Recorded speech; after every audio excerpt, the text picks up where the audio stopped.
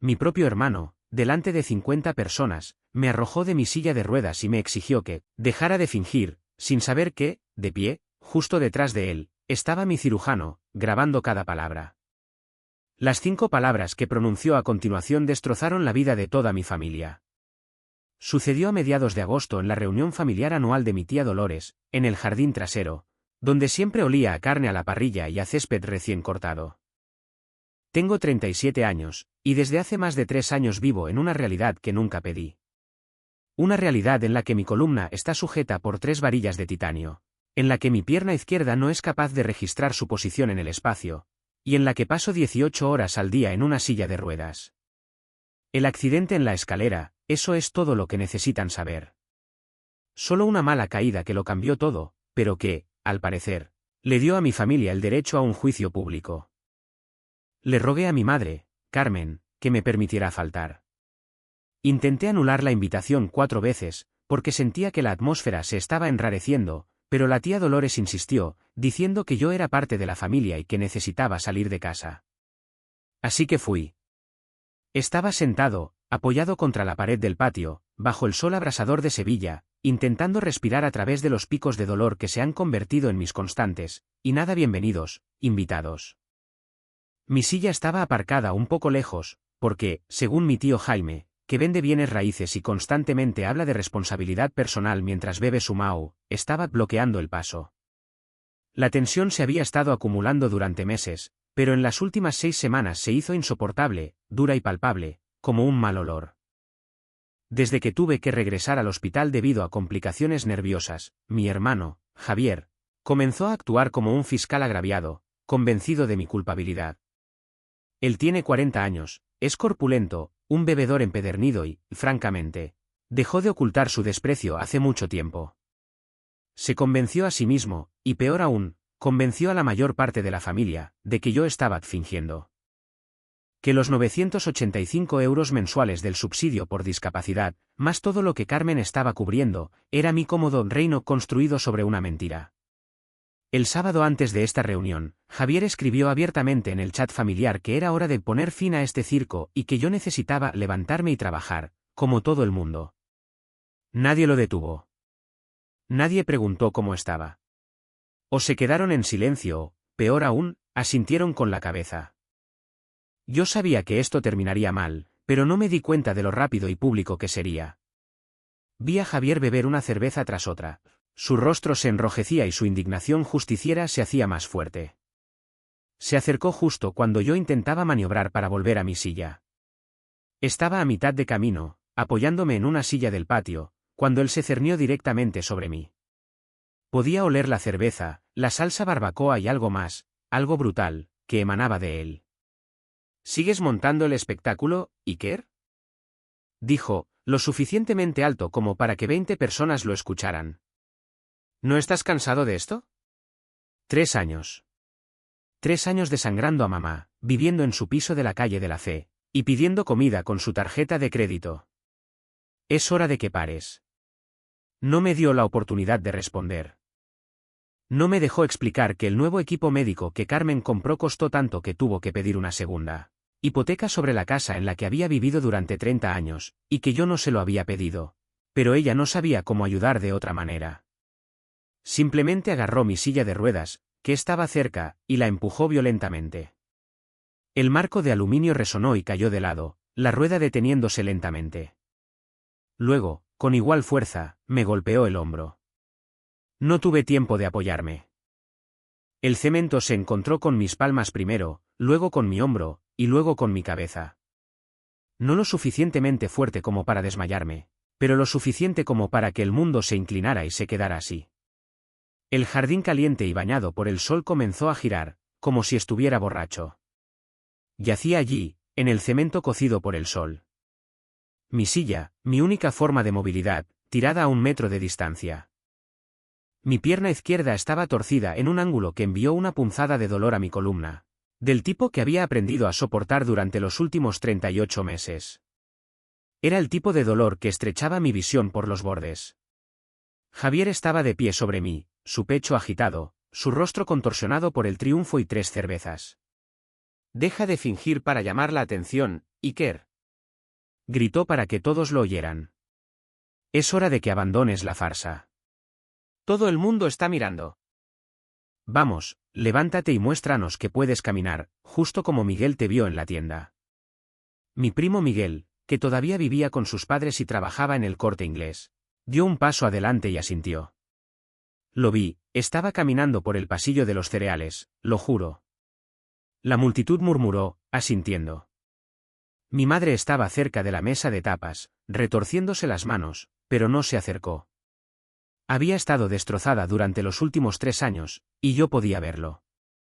El tío Jaime sacó su teléfono y comenzó a filmar, anunciando que era evidencia que debería haberse reunido hace siglos. Intenté levantarme, pero mis brazos temblaban, y los rasguños en mis palmas por el cemento se llenaron inmediatamente de sangre. Eso fue terapia física, jadeé, mi voz apenas un susurro. El programa ambulatorio, claro, claro. Interrumpió Javier, su voz goteando desprecio. Pateó mi silla de ruedas de nuevo, y sonó con lamento. Solo estás cobrando cheques de discapacidad mientras el resto de nosotros trabajamos. Estás viviendo a costa de mamá mientras ella se arruina tratando de arreglarte. Podía saborear la sangre en mi boca, donde me había mordido la lengua. El dolor no era solo por la caída. Era por la traición. Miré el rostro de Javier, tan cerca que sentí su aliento. Luego miré a las 50 personas que estaban alrededor, mirando como si fuera un reality show barato. La tía Dolores, que me había invitado, estaba de pie con los brazos cruzados, sus labios fruncidos en juicio. Mi abuela, bajo el olivo, se abanicaba con un plato de cartón.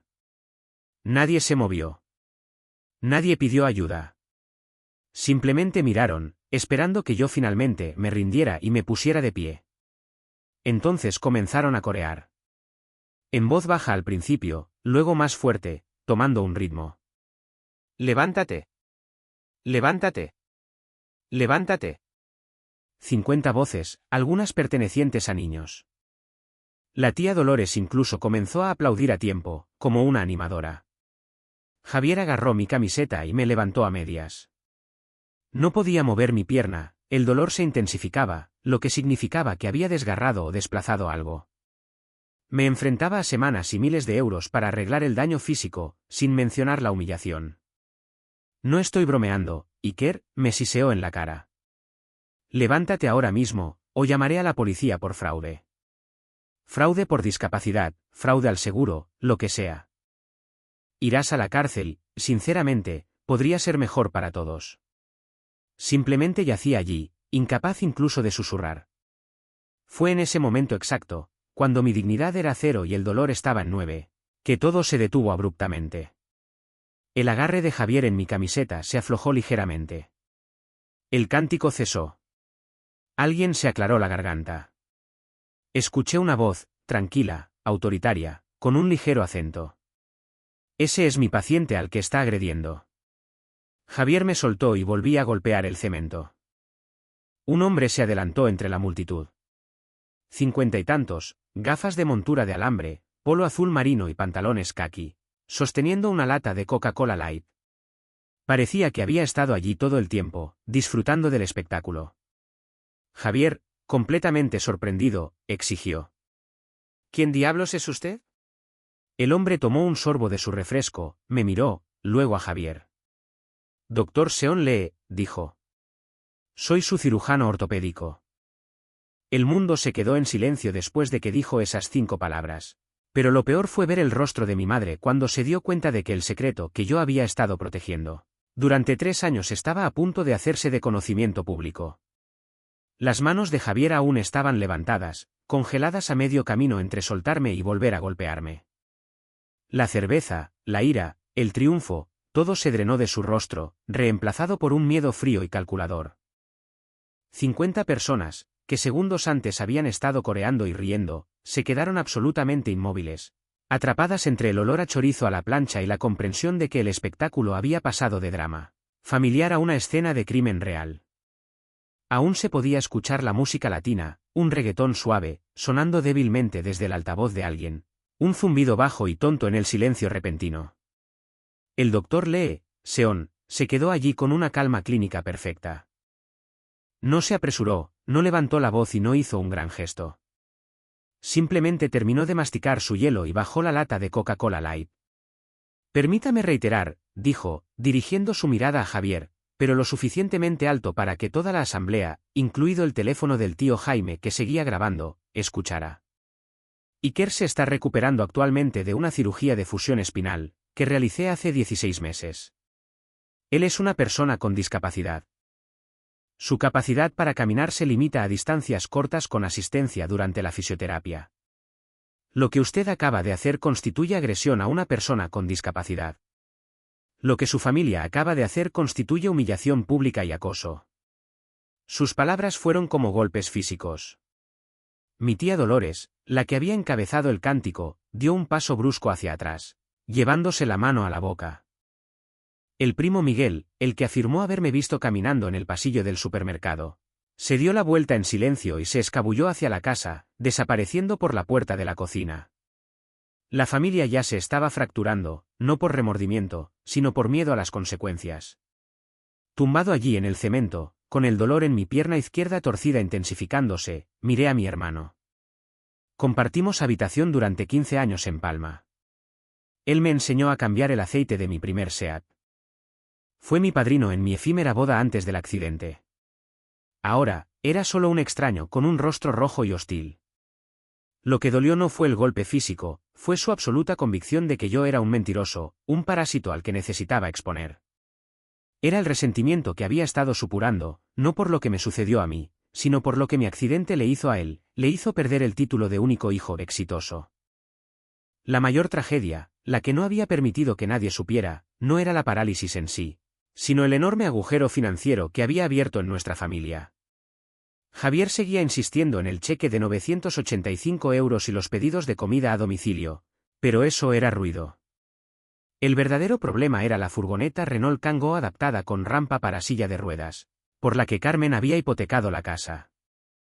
Yo no sabía de la segunda hipoteca hasta esa misma semana, cuando accidentalmente vi un sobre con el membrete del banco abierto en la encimera de la cocina.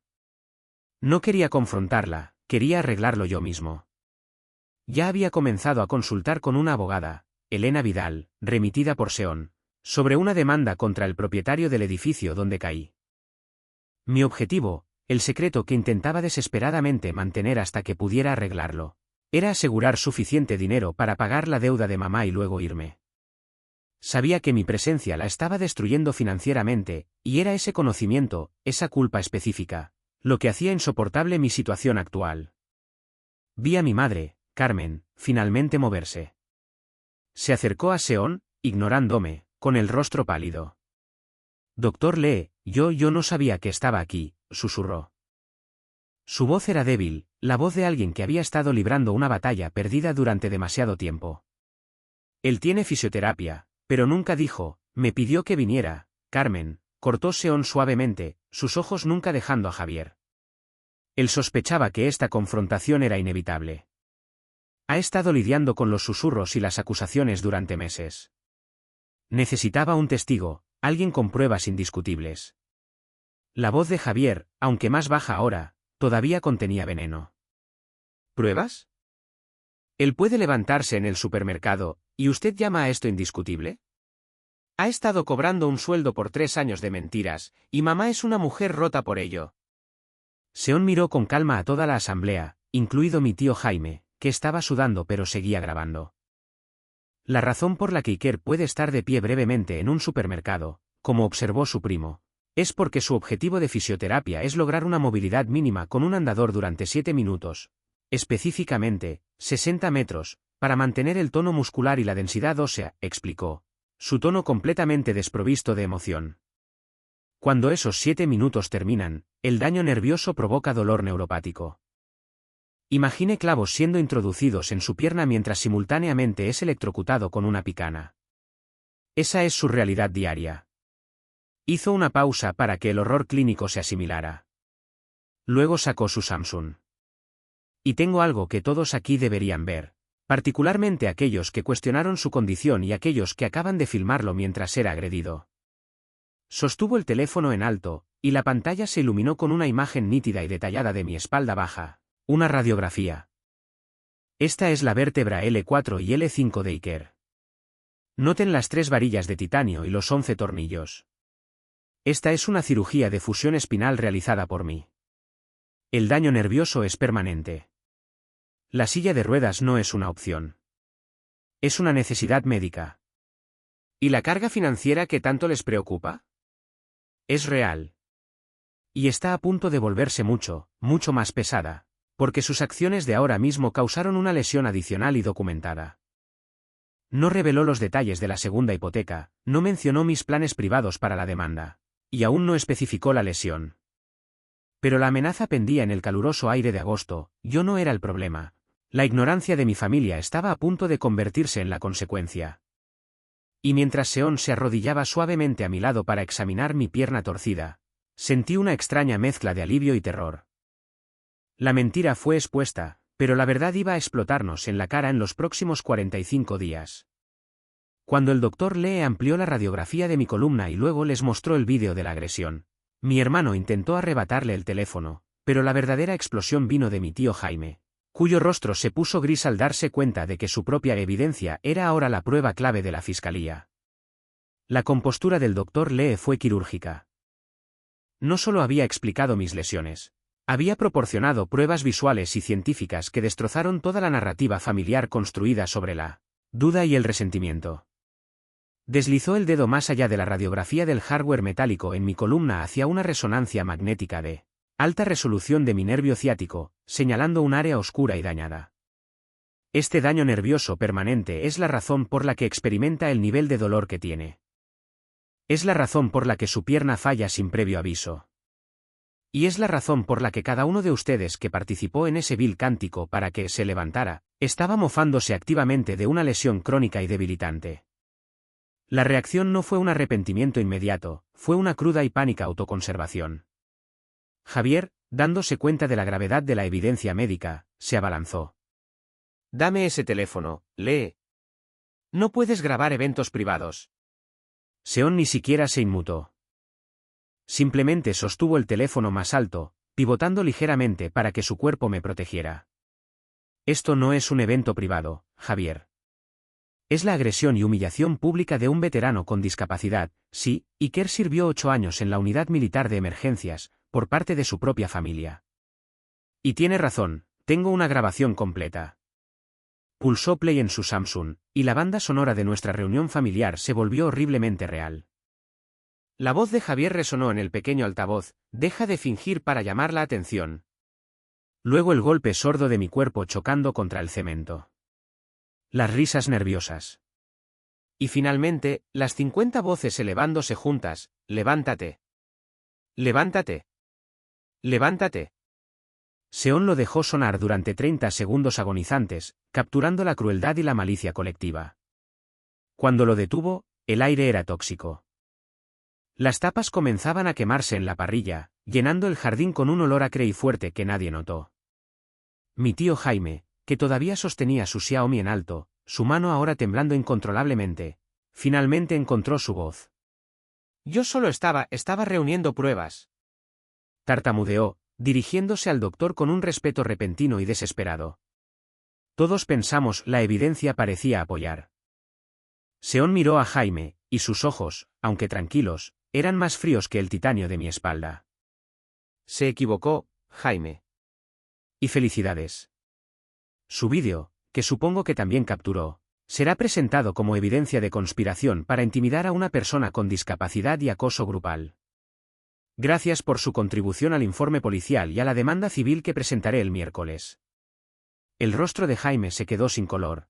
El seguro vendedor de bienes raíces se desmoronó en un testigo aterrorizado. Ese fue el momento en que la tensión alcanzó su punto de ruptura. No solo me habían humillado, habían cometido inadvertidamente múltiples crímenes en cámara, y uno de los mejores cirujanos ortopédicos de la región era su testigo principal. Seon luego dirigió su atención a mi pierna. Realizó una evaluación rápida y profesional allí mismo en el cemento, palpando suavemente la rodilla y el tobillo torcidos. Mi dolor, que califiqué con un 9, me hizo morder el labio para no gritar. Posible daño en el ligamento colateral lateral, anunció, su voz clínica transmitiendo autoridad. Necesitamos imágenes inmediatas. Esta caída, causada por la agresión de su hermano, ha resultado en una lesión nueva y grave. Eso significa otra cirugía, otros 3 meses de recuperación y miles de euros en facturas médicas. Miró directamente a Javier. Cada céntimo de esas facturas, junto con el costo de reemplazar el aparato ortopédico de Iker, que ahora está dañado, y el marco doblado de su silla de ruedas especializada, se añadirán a la demanda civil. Lo sumaremos todo. Javier tropezó hacia atrás, golpeando la mesa de picnic. Solo estaba tratando de ayudar a mamá. Estaba tratando de salvarla del drenaje financiero. Suplicó, con la voz quebrándose. Usted no hizo preguntas, declaró Seón, levantándose y sobresaliendo sobre él. No pidió registros médicos. No consultó a su médico. Simplemente asumió que estaba mintiendo porque era más fácil que aceptar que la vida puede ser aleatoria y cruel. Usted no salvó a su madre de nada, simplemente le costó a ella y a usted mismo mucho más. Mi madre, Carmen, que finalmente se había puesto en acción y enderezado mi silla de ruedas, estaba sollozando en silencio mientras la acercaba. Las lágrimas corrían por su rostro, pero no emitió ningún sonido. Sus lágrimas no eran solo por mi nueva lesión, eran por la revelación de la segunda hipoteca y la destrucción pública de sus hijos. Seón me ayudó a subir a la silla con un cuidado suave y practicado. Le susurré. Le dije que no quería que la familia supiera lo de la hipoteca de mamá. Ya no tiene que preocuparse por la hipoteca, Iker, murmuró en respuesta, lo suficientemente bajo para que solo yo lo escuchara. Se acaban de ofrecer a pagarla por ella. Se levantó y agarró las manijas de mi silla. Nos vamos ahora. Iker tiene una cita en urgencias. Se dirigió a la familia congelada por última vez, su voz aguda y penetrante. Todos deberían esperar una llamada de la inspectora Eva Moreno de la comisaría de Chamberí dentro de las próximas 72 horas. Cada persona que participó en ese cántico está en vídeo, cada persona que se rió y cada persona que se quedó mirando mientras un hombre con discapacidad era agredido y humillado por su propio hermano. La imagen de 50 personas, mi familia, la gente que se suponía que me amaba, de pie en un silencio aturdido, sus rostros pasando de la ira justiciera al terror puro y frío, quedará grabada en mi mente para siempre.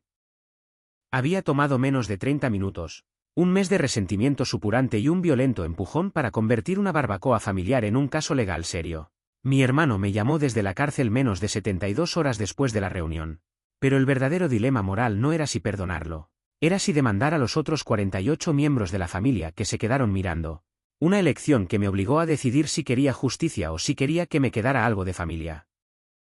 Los días siguientes se difuminaron en una secuencia brutal de luces de hospital y papeleo legal, todo ocurriendo dentro de ese sofocante plazo de 45 días. El doctor Lee me llevó directamente al Hospital Universitario Puerta de Hierro. Las radiografías confirmaron el desgarro del ligamento colateral lateral en mi rodilla izquierda. Otra cirugía programada para el viernes, otros 3 meses perdidos en la agonizante maratón de la recuperación. El personal médico documentó todo, la agresión, el nivel de dolor y las condiciones preexistentes, creando un expediente blindado para el próximo caso. El miércoles por la mañana, Seón, cumpliendo su promesa, presentó una denuncia policial por lesiones con agravante de persona con discapacidad, un delito grave en nuestra jurisdicción.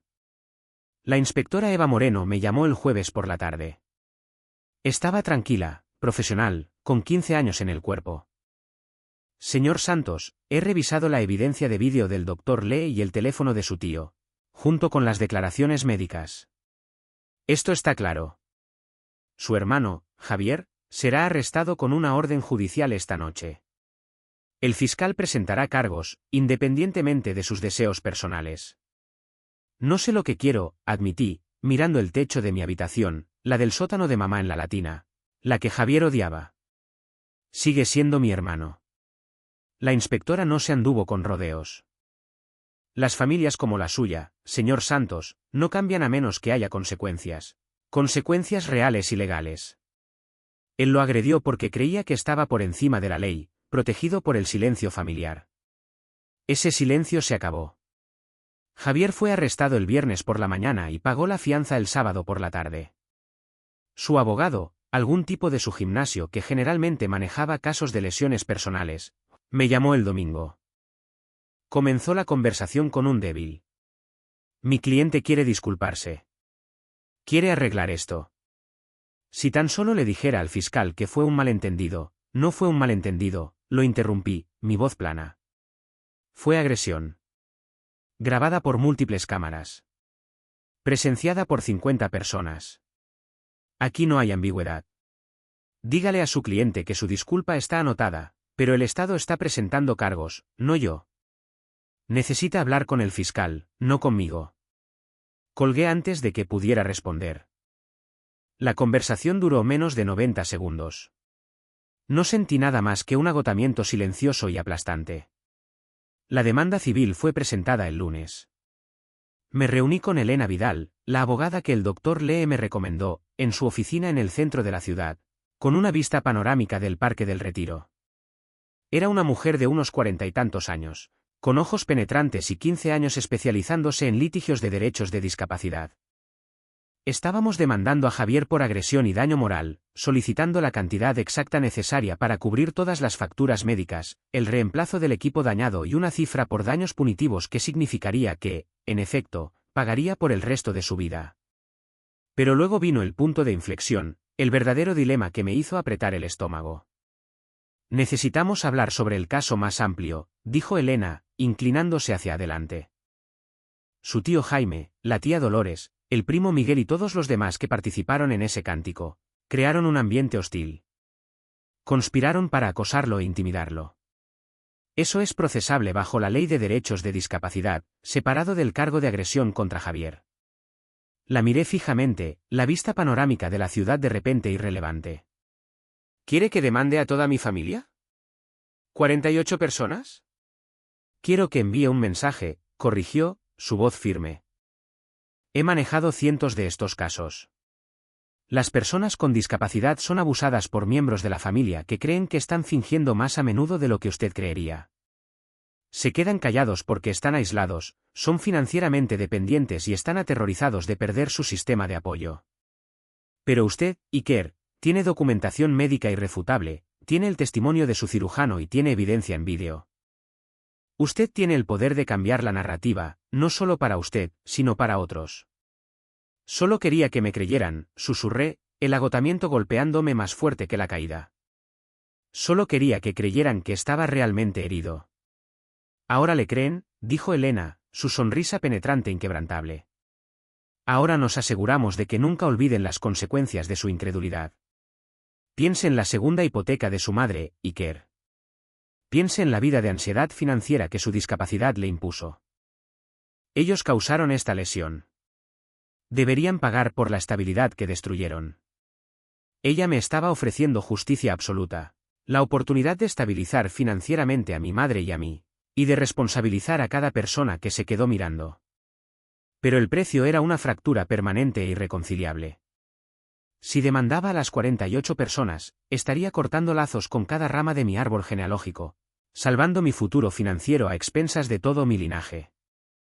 El arresto de Javier fue malo, esto era una aniquilación total. Yo sabía lo que tenía que hacer, pero el peso moral de aprobar la destrucción de mi familia era aplastante.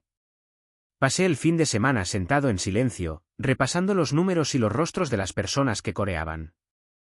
El rostro de la tía Dolores, la frente sudorosa del tío Jaime, mi propia abuela, que dijo que me veía cómodo en mi silla. No solo me hirieron a mí, hirieron a mi madre y se rieron de ello. Finalmente llamé a Elena el martes por la noche, exactamente un mes después de haber decidido asistir a esa reunión. Presente la demanda contra Javier, le dije, mi voz firme. Pero para el caso más amplio, prepare el papeleo, pero no lo presente todavía. Necesito un momento. Necesito saber si alguno de ellos es capaz de darse cuenta de lo que hizo. Necesito saber si estoy demandando a 48 conspiradores o a 48 cobardes. El martillo legal estaba en posición, listo para caer, y las próximas semanas determinarían qué vidas aplastaría en última instancia. El verdadero clímax no fue el sonido del mazo del juez o la transferencia del dinero del acuerdo.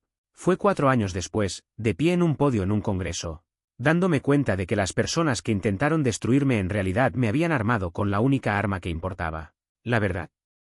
La historia saltó a las noticias locales ese fin de semana. Veterano discapacitado agredido por su hermano en reunión familiar, médico grabó todo. El metraje, que el Dr. Lee había editado estratégicamente para difuminar los rostros de todos, excepto el de Javier y el mío, se hizo viral el lunes.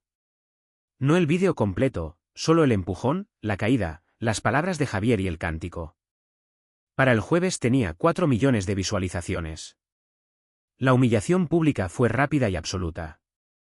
El empleador de Javier, una empresa de suministros de construcción, lo despidió en una semana, citando preocupaciones de responsabilidad. Su vida se derrumbó en el espacio del plazo de 45 días que me había dado. Perdió su apartamento, sus amigos desaparecieron. Mi madre, Carmen, me llamó 4 semanas después de la reunión. Está viviendo en su furgoneta, Iker, dijo, su voz hueca. No puede encontrar trabajo. Es tu hermano. ¿No puedes hablar con el fiscal? ¿Decirles que fue un error? No fue un error, mamá, le dije, mi propia voz tranquila pero firme. Me agredió delante de 50 personas mientras yo ya tenía una discapacidad. Eso es una elección. Y no voy a arruinar su vida. Voy a dejar que experimente las consecuencias de sus acciones. Hay una diferencia. Ella colgó sin despedirse. El juicio civil se resolvió 7 meses después. Javier se declaró culpable de lesiones con agravante, recibiendo 3 años de libertad condicional, servicio comunitario y manejo de la ira obligatorio. El acuerdo civil, que cubría todas mis facturas médicas pasadas y futuras, el costo del equipo dañado y los daños punitivos, ascendió a 145 euros. 000, Javier lo pagaría por el resto de su vida.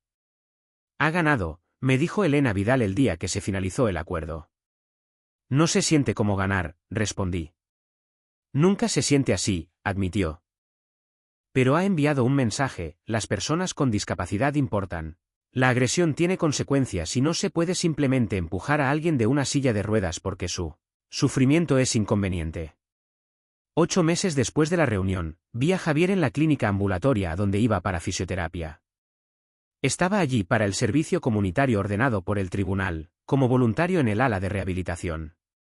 Parecía más delgado, más viejo y derrotado. Me vio, intentó levantarse y luego volvió a sentarse lentamente. Me acerqué en mi silla de ruedas. Admitió que estaba trabajando con pacientes como yo, personas con lesiones de columna y dolor crónico.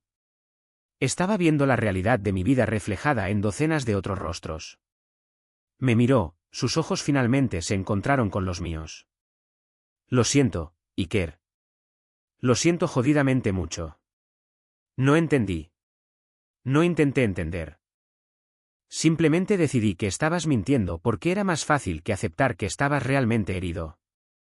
Lo sé, dije. ¿Crees que alguna vez me perdonarás? Preguntó, con la voz quebrándose. Pensé en la reunión familiar, el cántico, las radiografías y los 145 euros. 000, pensé en la pura e imperdonable crueldad de ese día. Te perdono por no entender, por no hacer preguntas y por creer que estaba mintiendo sin pruebas, dije finalmente, 4 años después de la reunión.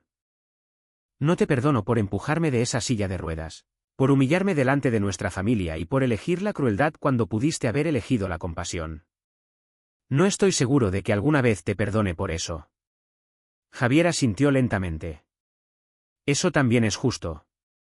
Pero, continué, te veo intentándolo. Te veo trabajando. No eres la misma persona que me empujó. Yo no soy la misma persona que fue empujada. Ambos somos diferentes ahora. Quizás ser diferente es suficiente. El verdadero cambio en la historia ocurrió un año después. Acepté una invitación para hablar en un Congreso Internacional de Derechos de Discapacidad. Los organizadores querían escuchar sobre mi experiencia, sobre familias que no creen y la importancia de la documentación. Me paré en el podio, mis bastones apoyados a un lado, y les conté todo, la caída, la cirugía, la reunión familiar, la crueldad de Javier y la evidencia en vídeo de Seón. Cuando terminé, el aplauso fue ensordecedor. Una mujer en silla de ruedas, que tenía esclerosis múltiple, se acercó a mí después. Mi familia cree que estoy fingiendo, me dijo, con lágrimas en los ojos. Dicen que necesito esforzarme más. Muéstrales tu documentación, le aconsejé. Haz que miren. Y si aún no te creen, entonces documéntalo y protégete. Porque tu dolor importa. Y cualquiera que no pueda aceptar eso no merece acceso a ti. 4 años después de la reunión, mi madre llamó, sugiriendo una pequeña reunión de Nochebuena con la familia inmediata. ¿Alguien se disculpará? Le pregunté. Silencio. Se sienten fatal, Iker. Sentirse fatal no es lo mismo que disculparse, respondí con firmeza. Me destruyeron delante de 50 personas. Cada persona que participó en eso me debe una disculpa por cosas específicas, siento haber coreado, siento haberme reído, siento haberte llamado mentiroso. Eso es lo mínimo que se puede pedir. Si no pueden reconocer eso, no han cambiado. Solo 3 personas de las 50 se disculparon específicamente, una tía lejana, un primo joven y finalmente, Javier. Apareció en mi apartamento, no pidiendo perdón, sino mostrándome una carpeta llena de cartas de pacientes a los que había ayudado en el centro de rehabilitación. Ya no era el villano de mi historia, era un hombre profundamente defectuoso tratando desesperadamente de convertirse en alguien digno de una segunda oportunidad. Todavía no asistí a esa Nochebuena. El dinero proporcionó alivio financiero, pero la fractura más profunda permaneció. Me di cuenta de que el precio final de su ignorancia no fueron los 145 euros. 000, sino la pérdida permanente de la unidad familiar colectiva. Encontré mi nuevo propósito en la defensa de los derechos, usando mi silla de ruedas no como un signo de debilidad, sino como un megáfono. Había perdido a mi familia, pero había ganado mi voz. Y quizás esa voz, armada con la evidencia de su traición, era el arma más poderosa que jamás podría haber heredado.